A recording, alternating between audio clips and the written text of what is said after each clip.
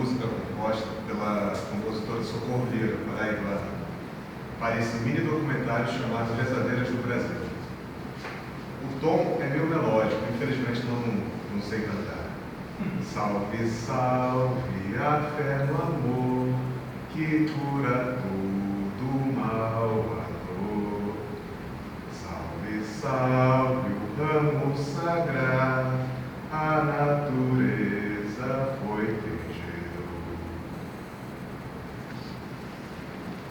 O presente trabalho começa nessa perspectiva descolonialista, conforme sugerido pelo Aníbal Quijano, um autor equatoriano de pegada marxista. Ele vem com a proposta de descolonizar o pensamento no seguinte elemento: toda a nossa referência enquanto países periféricos que foram colonizados necessariamente por uma cultura europeia sofre da necessidade de pegar seu referencial de maneira externa. Mais ainda, eu comecei me perguntando se é possível, dentro da filosofia, seguir esse viés, né? Se é de fato isso, para então saber se é possível uma pretensa filosofia brasileira, ou ao menos, de algum modo, começar a caminhada nesse sentido. Por quê? Por mais que seja embrionário o meu trabalho, seria até arrogante eu querer algo mais, me parece que a melhor imagem, enquanto mascote da filosofia, não é a coruja de Atena, mas sim o urubu-rei autenticamente brasileiro. Por quê? Não é uma ave de caça, de rapina. Ele vem e apega-se às carcaças de animais mortos. Então seríamos os estudiosos da filosofia brasileira, ou da filosofia ensinada aqui, como lixeiros da ratio, né? Esses meros aproveitadores de pensamento alheio. Tentei ao máximo evitar a visão antropológica, histórico-social ou religiosa teológica. Não foi de todo possível, haja visto que é necessário uma base. Poieses, physis, fármacos, medicina, religião. O título do trabalho, como foi visto, é um possível umbral entre a physis e poieses. Os físicos, através da empiria e da observação, eles procuravam marcar uma gênese de tudo que constituía o mundo. Palavras estas que vieram antes, dentro da cultura grega, para os reis e para a sua dada nobreza, mas ainda tinham um caráter religioso. Arqué era o nome do bastão com o qual o rei comandava a sociedade. Tinha ainda caráter iniciático, de mistério e tudo mais. Poieses não era apenas uma espécie de produção para ser apreciada na praça. Em seu início, ela era palaciana. De novo, tinha ainda um aspecto sagrado e religioso, posto que cada família possuía o seu poeta. Fármacos. Esse é um dos conceitos que mais foi interessante ter estudado, porque necessariamente, e isso para Platão, e até mesmo no senso comum de hoje, a diferença do veneno para o remédio é a dosagem. Com o que a gente se droga, ou a gente externa, propondo uma espécie de cura, ou de algum modo interfere no nosso corpo, a isso é dado o nome de fármacos. Mais ainda, na sociedade grega, fármacos eram aquelas pessoas que de algum modo atuavam como bode expiatório. Isto é, se a sociedade estivesse em crise e em dado momento eles tivessem bandidos, pessoas capturadas, escravizadas e tudo mais em seu meio, eles pegavam um par dessas pessoas e as vestiam, tratavam da melhor maneira possível, as expulsavam da cidade com pedradas, cebolas e outros tipos de malefícios a ela. Era um modo de expurgar assim. O interessante é que eles, uma vez expulsos, eram tidos como heróis dessa mesma cidade. E, finalmente, o objeto do nosso estudo é as rezadeiras. Tem um ofício. A própria palavra denuncia que tem uma fé naquilo que fazem. Por fé, necessariamente por influência, de novo, cultural europeia, é a católica. Embora nos dias de hoje sejam vistas outros tipos de rezadeiras, como as da Umbanda, ou mesmo dos evangélicos, né, dos neopentecostais. É muito raro, porém existe. Fé, falando bem rapidamente, é a certeza de que uma palavra será cumprida. Tem o seu caráter fiduciário, quando eu empenho a minha palavra em algo e algo finalmente é concretizado. Rezas são essas palavras dirigidas a um Deus, ou ao próprio Deus, depende da crença de cada um, que espera se ele cumpra com sua parte numa espécie de contrato. Elas lidam necessariamente com ramo, gesto, palavra. Há orações que dispensam ramos e outras que dispensam gestos. Tá? Porém, a palavra nunca é dispensada, mas há uma ênfase nessa tríade, como se de algum modo houvesse necessidade de externalizar tudo isso. Por gesto, é possível depreender também o seguinte: quem está de perna cruzada, segundo as parteiras, atrasa o nascimento do bebê. Isso é visto numa poesia, se não me engano, do próprio Homero, ou algum outro, agora o nome me escapa, onde a própria deusa Hera, para punir a gravidez de um filho que Zeus teria gerado uma mortal, justamente Hércules, acho que é por isso que eu não queria falar, ela simplesmente cruza as pernas e os dedos e faz a pobre da mulher sofrer por 7 dias. É um gesto muito antigo. Seguindo dessa mesma linha de raciocínio, havia uma cidade grega chamada Epidauro, onde supostamente fora fundada por Apolo, pelo deus Apolo. Ele conheceu uma mortal chamada Coronis e deu à luz um filho chamado Esculápio para os latinos ou Asclépio para os gregos. Epidauro era um centro de cura, era um centro não apenas de cura e culto, mas também de cultura, posto que ali a espécie de terapia, a nooterapia que os gregos praticavam, era pensada de um modo mais comunal, porque o físico não é necessariamente a única parte que está doente. O físico é só o que mostra do psíquico, tá? Nessa concepção.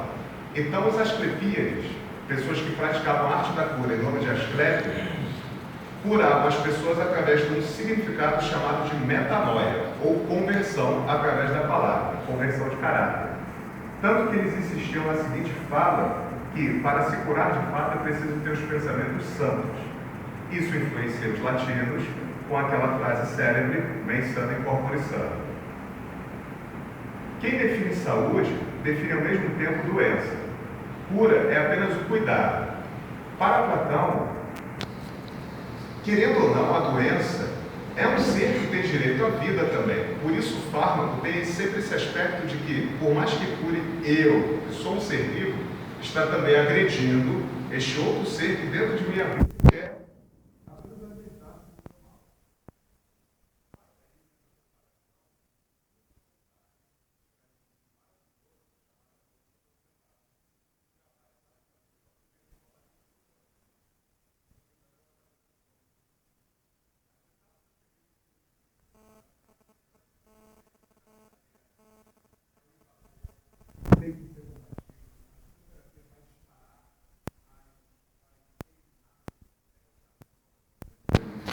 A célula maligna, etc. Quanto à tuberculose, ela vai esclarecendo o porquê dos românticos terem gostado tanto dessa doença. De novo, vai dando o seu aspecto cultural. E esse ponto que eu chamo a atenção.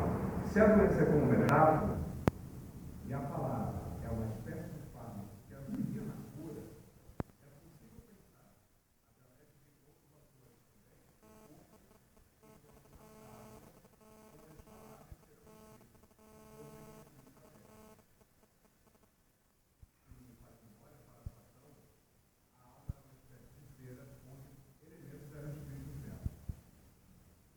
de outros fatores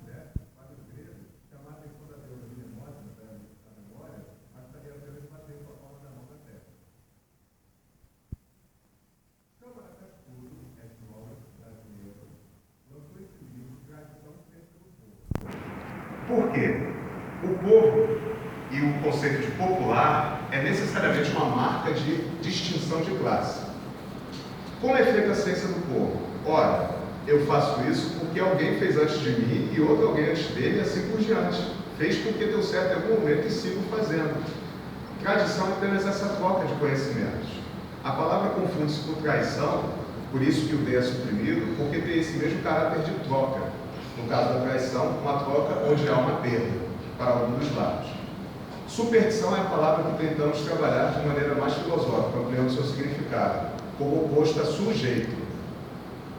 Aqui eu cometo uma pequena arrogância. Se sujeito é o que subjaz, o que está abaixo, depois que tudo foi eliminado, superstitio, que é a palavra em latim, significa tudo aquilo que está mais acima, né? É o que fica depois que tudo se vai.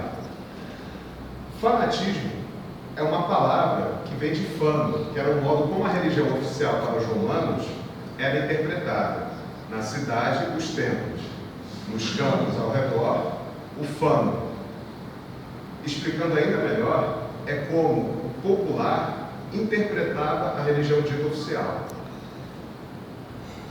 Por medicina popular, é interessante pensar aqui no Brasil colônia. Por quê? Medicina era algo muito, mas muito trágico, muito cruel, muito sanguinolento. O tempo do cirurgião era medido justamente pensando no quanto menos sangue ele fazia, ele tirava de um paciente em suas amputações ou trabalhos cirúrgicos. Tá? Por conta disso, o povo, mesmo a gente mais esclarecida, tinha medo de consultar-se com médicos, preferindo curandeiros, rezadeiros e outros que tais, como mestre de garrafadas, de ervas, de chás e tal. Há essa transposição de folclore com cultura popular, onde, querendo ou não, isso é um pouco desmerecido. Folclore é o saber do povo, cultura popular é a mesma coisa. Então não há necessidade de seguirmos com uma palavra em inglês para lidar com essas questões. As orações da rezadeira têm cada qual um número mais interessante que o outro. Carne quebrada, nervo torto, osso desconjuntado. Essas com asterisco, essas 3 primeiras, é porque elas rezam cozendo um pano. Ou seja, através de uma transferência, e aí o professor Julito tem um nome mais interessante, transferência simbólica do malefício para outro objeto. Esse que é o espanto da coisa. Enquanto elas rezam cozendo, é na ideia de alguma coisa ser costurada, ser fiada dentro da própria pessoa que padece desse mal. Essas 3 primeiras nada mais é que luxação, ou pequena torção que acontece, ou machucado no braço, hematoma. Peito aberto, olhar, dor de dente, cobreira, etc. Madre Monte é interessante porque não é de mãe dos montes, e sim de mal do monturo. A palavra foi sofrendo corrupção ao longo do tempo, que é um vermelhão que dá na perna. Erisipela exipa também é um tipo de vermelhidão e alergia, só que tem uma espécie de protoejas que acontece na perna. Bicheira é mais para doença que acomete gado, cachorro e tal. Quando fica um monte de fungos e larvas, né, comendo parte da ferida do animal. Espinhela caída nada mais é que reclamar de dor na coluna. Por quê? Às vezes a gente acorda, toma o vento, como se diz dentro dessa mesma aspas, superstição, e fica com a espinhela caída. Ou, a mais interessante, mal olhada. Tá? É alguma coisa psicológica para saber, ou que coincidiu, que faz você sentir aquela dor. E daí, com uma oração, volta ao normal. Voltando, se o corpo é um livro aberto, e com o encontro com a rezadeira, algo volta ao normal, toda a vida, por mais processo histórico que seja, dá-se de um modo narrativo. E as rezadeiras atuariam recuperando a história da pessoa, a narrativa da pessoa. Por quê? Quem sofre faz a primeira pergunta, de cunho físico, o que eu tenho, mas também existencial. Por que isso acontece comigo? Contra uma olhada, Deus gerou, Deus generou, aliás, quebrou, Deus mal, Deus curou, se for na tua gordura, tua formosura, tuas carnes, tua ferou, teus olhos, teus cabelos, tua comida, tua disposição, tua boniteza, etc, etc. Depois de tudo isso, reza-se o Pai Nosso e depois a Ave Maria. Uma olhada interessante porque Santo Agostinho, lá no século III depois de Cristo, já menciona a questão do invível, que é aquele olhar de concupiscência, de quem quer estar no lugar do outro. Algumas citações das próprias rezadeiras. É interessante pensar nessa terceira aqui, recito essas palavras de Deus, sou funcionário do divino. E aquilo, Quinturiófico, está lá. Tu, mensageiro do Deus, profeta do Logos para os mortais, ou amigo dos homens e profeta da palavra aos mortais. Como se de algum modo houvesse uma conexão, ou fosse uma espécie reminiscente desse caldo cultural de mais de 2.500 anos, que resistiu e veio passando com as rezadeiras. Como uma última observação curiosa, Existe o corsário, que nada mais é do que o pirata do rei. As rezadeiras, durante o Brasil Colônia, e teve aquisição por cá também, não foram por eles perturbadas ou incomodadas. É como se fosse uma espécie de mal menor, ou que de algum modo ajudasse a difundir a fé católica. Isso que é o ponto mais curioso da questão. A metodologia, resumindo, leitura de texto, tá? Muito texto, muito cotejamento entre vários livros. E o que esperamos ter alcançado foram novas perspectivas para se pensar a cultura brasileira. E é daí, se é possível, dentro da filosofia, um pensamento descolonial, maior compreensão de saúde, diferenciação entre doença, aflição e relações com o corpo. E as palavras utilizadas por elas remetem a uma espécie de fármaco nessa aproximação católica, conforme o entendimento de Jacques Derrida. E uma observação crítica acerca de algumas palavras. Repito, se tudo é narrativa, haja vista as palavras-chave, que são arcabouços metafóricos, conclui-se que o corpo figura como que um livro aberto, objeto e escreve-se palavras que lhe recuperam esse fio narrativo, sua história pessoal, a grande drama do real. A bibliografia consultada, tem mais ainda. Essa é a rezadeira Rita Jovem, de Campinas, ou Boa Vista, lá na Paraíba também. É isso.